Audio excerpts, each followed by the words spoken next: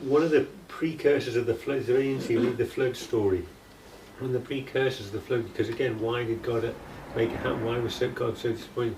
One of it, I think, is that Satan was messing with human DNA. Okay, there's a story there, I'm not going to go into all the details, but basically, Satan was trying to destroy God's ultimate creation, for the coding for us, and that is why he knew that Noah and his family, that their DNA was still pure. It says it in the Bible. Pure in that generation. Yeah, and they were preserved on the boat partly because, anyway, they were righteous people, but they also, God knew that their DNA was pure, and there was some corruption had gone on. Satanic corruption had gone on in humanity. Satan was trying to corrupt the ability to have a relationship with the Creator, with God, and that is for me, that is one of the explanations for the flood. Now again, if you first time you've heard that, you might find it's really wacky, but that's what I believe, and there's there's obscure claims in Scripture, like the sort of ages of the humans before the flood, and they were sort of 900 years old, etc. Once you understand a bit more about the mutations, actually we die from mutations mostly. We die from mutations. And each of our cells is mutating. The reason why there's only a couple of hundred new mutations per generation is that a woman's eggs are created very early in even I think before they're born, and they are preserved. So there's no mutation. There's only a few mutations in that in those. Guy's sperm has extra error correcting stuff going on, but increases in mutations through its life. So you can look at the data, and an older guy having a child is less healthy. Because the sperm is the sperm is over time is mutating, but you will pick up diseases through your life, and that's basically a process of mutation, and we die from mutations. If you're at the beginning, when God created, He created things perfect and pure, and all your error correcting mechanisms are all working, then it is very logical that people live for much longer. And actually, if you take the biblical dates and you draw a graph, you've got this perfect kind of logarithmic graph, and you kind of go, either that's exactly what happened, or whoever wrote it kind of going, oh yes, let's put in some genetic DNA things which perfectly fit a parabolic graph, and then there's this bit of a step at Noah's flood, and etc. And it's kind of, everywhere I look, I kind of go, yeah, it fits. It fits. Some of it is odd at times. And the age is declining from Adam and Eve's fall, and then there's a step up at Noah. There's another step. There's another step at Noah, yeah. And it rapidly goes down to around about. And then God says that I will put their life at 120 years. Mm-hmm. Like it says specifically in the Bible that is their maximum age, and the oldest person's never been older than that. Pretty much since. Yes, since then. I don't know. Some interesting, different interpretations of that as well. That's how long I will contend with man. If you multiply it by, etc., you get the whole history, and it might be both. Maybe I haven't done research on it, but there's a Hebrew. We're very much brought up in a Greek culture. yeah. There's a Hebrew understanding of most things, which is both and, rather than either or. Greek thinking is very Cartesian, X coordinate, Y coordinate, Z coordinate. If you move in the X coordinate, you've not moved in the in the Y and the Z coordinate at all. You know, things are different. This, and we'll often sort of look at a Bible passage and say, this means this. And what does it mean? And we'll argue, your interpretation is this, and my interpretation is that. Hebrew thinking is much more, well, it means that, and it means this. And, it's a both and. And I think that fits a lot more things. So if you want to become famous, if you want to become really famous and win all the prizes, it's create life, okay?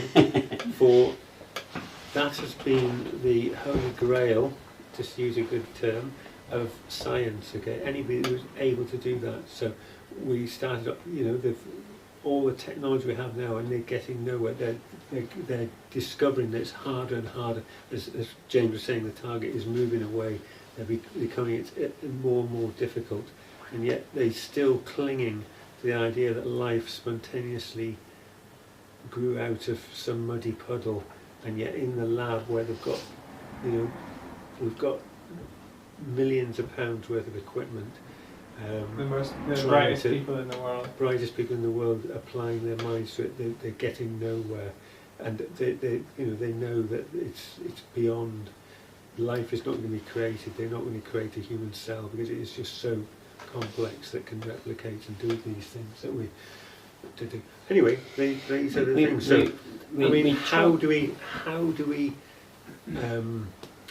It's difficult living in a world. You're going to hear, every day I hear and read things that are contrary to my views, to my beliefs, and if you adapt that and see God as a creator, then you're also going to have a constant barrage of things. So to look at it and to question, and to have some tools to be able to see where their errors are.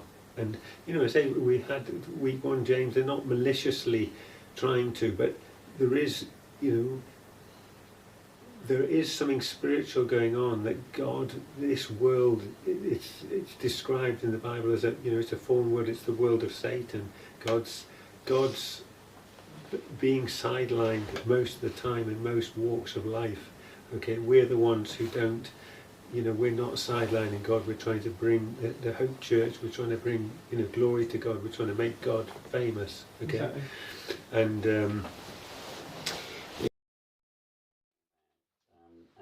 we've kind of run out of time, really. But I think I've got one question, which is is there anywhere you folks would like to take this? Do some more days like this, or do a repeat of some of this so that you can bring along a friend and we do it a bit more. There are there's like anthropology that where I want that deep dive into climate change. Yeah. Yeah. Well, there's a there'll be some books.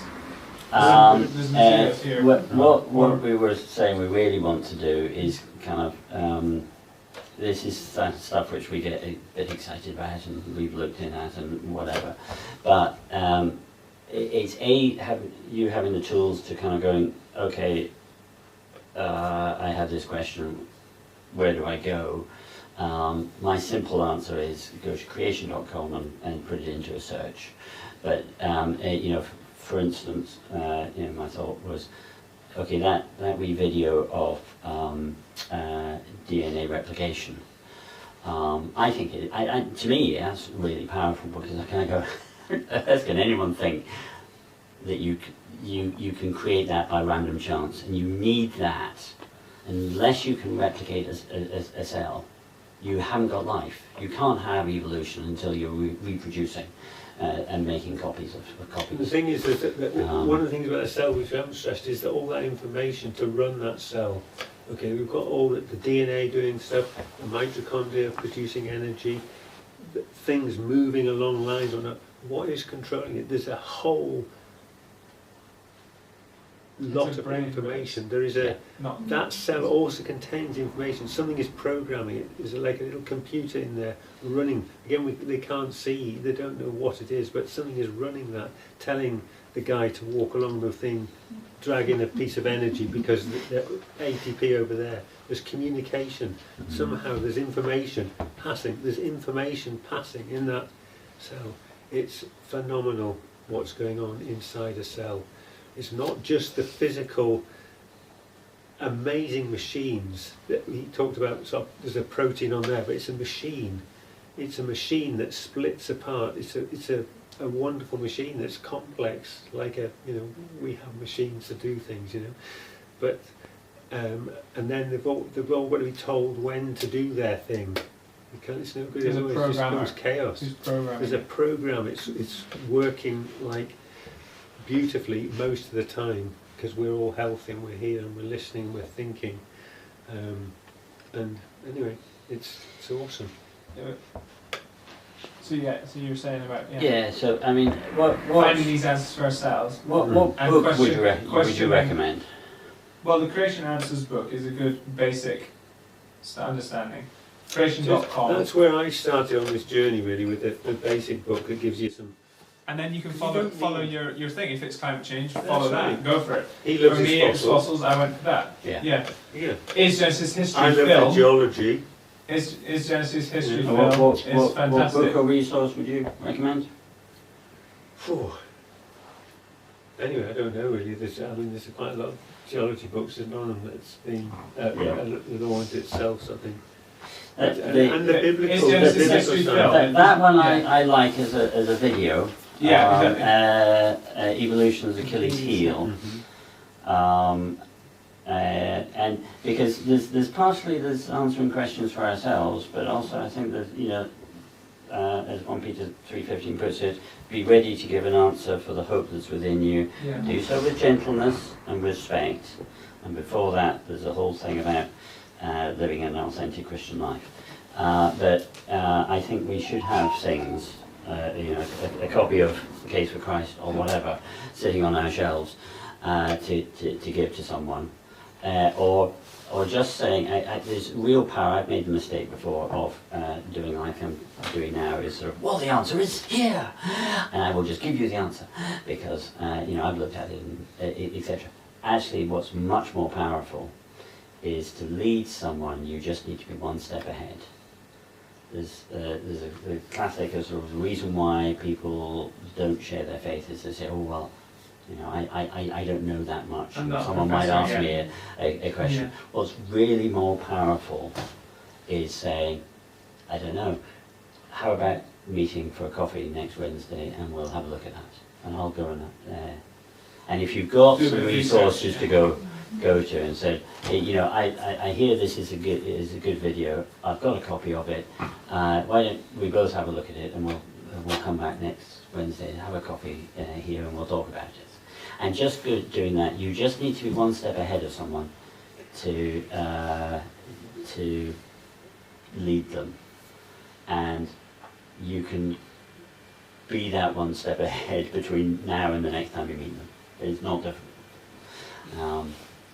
And that's just in this whole area. But does God exist? Is the Bible reliable? Did Jesus die? There is really only about half a dozen major questions. You can do that, and I think that's one of the things. That's really kind of what I would be more keen that you go away with. Hopefully, you've gone away with a sort of building faith, and you kind of go, actually, yeah, maybe the Bible is more literally right than I thought it was. I've seen some truth here, but I've also now seen some more truth here. I hope you've come away with that, but you're also going away with, what else can I learn, and how can I progress my understanding in this, and also how can I share this, or if someone asks a question, how would I answer that, and being able to go on that journey with someone. Does that make sense? The Andersons are about to go into lambing, so they're going to be out of action, and we wouldn't do anything instantly, but if in a couple of months' time we were to do something else, is this format the right sort of thing? Are there other questions you'd like to ask? Would you kind of go, actually we could do with doing it in a bigger venue and inviting 1,000 people and let's do it to the whole of Gala Shield, you know, what was good, what was not good, what would you like to do, or you kind of go, that's fine, you set me off, we'll leave it for a year. Give us some feedback. Anyway, one of the things that so We next need week, to let them talk. yeah. Because we've talked enough as well. I've been enjoying just the conversations as well. It's nice hearing all the talk, but then it's like getting into the questions and thinking about things as well. And like the group is quite nice. I've been finding. Mhm. It's great to have the basics.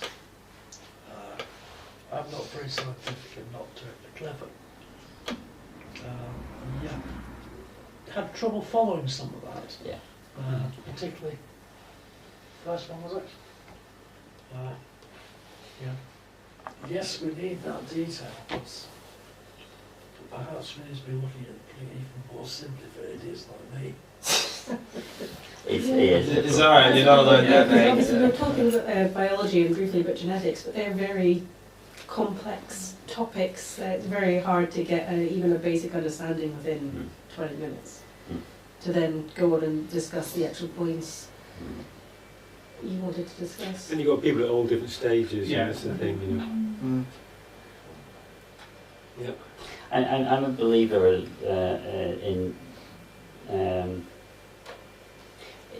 in education. High expectation is one of the major drivers of achievement. Repetition and high expectations.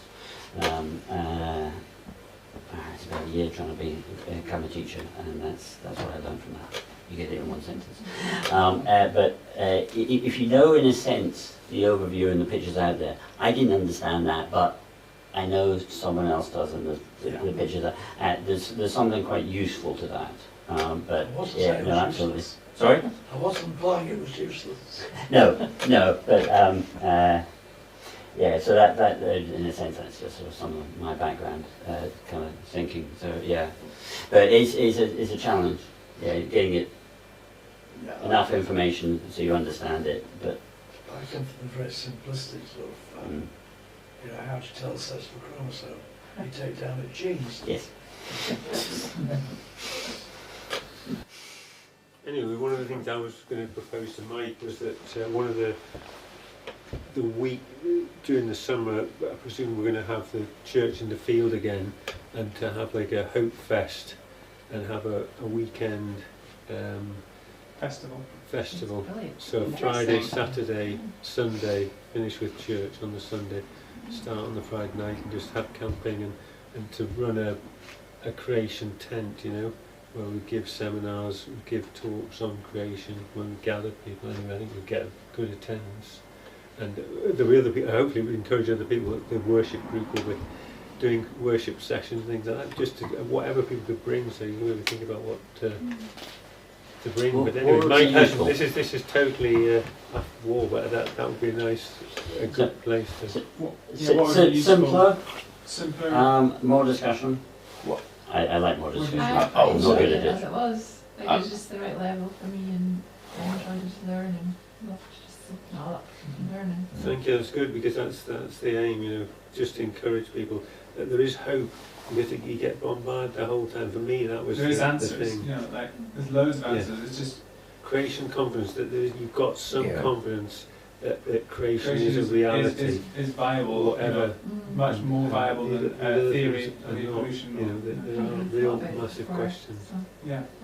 I wasn't too fussed about creation until I went to the creation conference with David, and it was like really like eye-opening. So it would be cool. Maybe I don't know if there's another one anywhere near this year. Or we could maybe do like another week or a few weeks of this and like build up to that, then get a bunch of people going down It's like a Yes. climax Yeah. to it all. Oh, It's quite cool. That's an idea. It's always good to get away as well, clearly. You know. There's lots of It's like YouTube serious videos experts, and at podcasts the and Christian stuff like that. Conference. Yeah. Serious experts in their fields, Mm. but also they're not like they're able to portray Yeah. their stuff simply enough, but with some complexity. Sandy, what I was said that I've enjoyed it. Good. Yeah, Thank you. it's been good. Thank you for your attendance. It needs to be. This corner's the top attenders. Yeah. Well, no, 3 out of 3. Very good. Sandy, So it's what good. have you- It was. have you any questions or feedback? Only stupid ones. No, there's no such thing as a stupid question. Oh, there are. Not that I've heard one yet from here, but I was just kind of thinking, would like DNA be made of atoms, would it? yes. Yeah. Is I that could bring that up. These sort of models where one oxygen, one hydrogen, etc., and I've got a set of those, and you can make it up. It's so one base, a GTC, would be something like 15 atoms. So it's incredibly small. It's a smaller component of like a It- DNA thing. It is Yes, incredibly it's small. incredibly small and compact. You know, I mean, you get something in the ballpark of 100,000 of those across the width of a hair, kind of. Probably even more than that. Is it not about the length of a tennis court or something ridiculous? The length, the actual your Inside every cell. your DNA actually is only a couple of centimeters long, but you've got exactly the same DNA, and that's in a cell which you can't see. It's hypercoiled inside the cell. The total DNA in your body, if you add the football field or yeah, something. yeah, I mean, Yeah, it's it's ridiculous Combined, because how many cells I think in it's your body? something like 2 billions? centimeters of DNA in each Or cell. is it when they like go to like the moon and back or Yes, something? it's something or like that because Something you've got ridiculous. A billion- trillions of trillions of cells cells. times that. Times 2 centimeters. So I didn't get onto trillions when I talked about numbers the other night. Trillions Just even get another the ridiculous size of number. these numbers. We didn't get beyond a billion.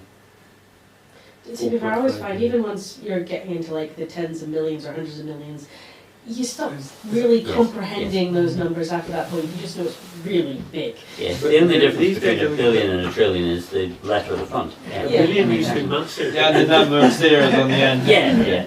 Since COVID, it was you spend another 3 billion on protective gear. We spent so billions became nothing. I was Yeah, thinking you that just go because bigger than the last they one. were talking about some of that. It used to be. You used to rarely hear about a billion, but now it's it's No, a trillion. Yeah, apparently When Trump. it goes to debt, it's trillions. Yeah, apparently Trump has paid some massive deal or something like that to buy Greenland or something like that now. So I've been hearing about that. Apparently Denmark is voting to buy California or something.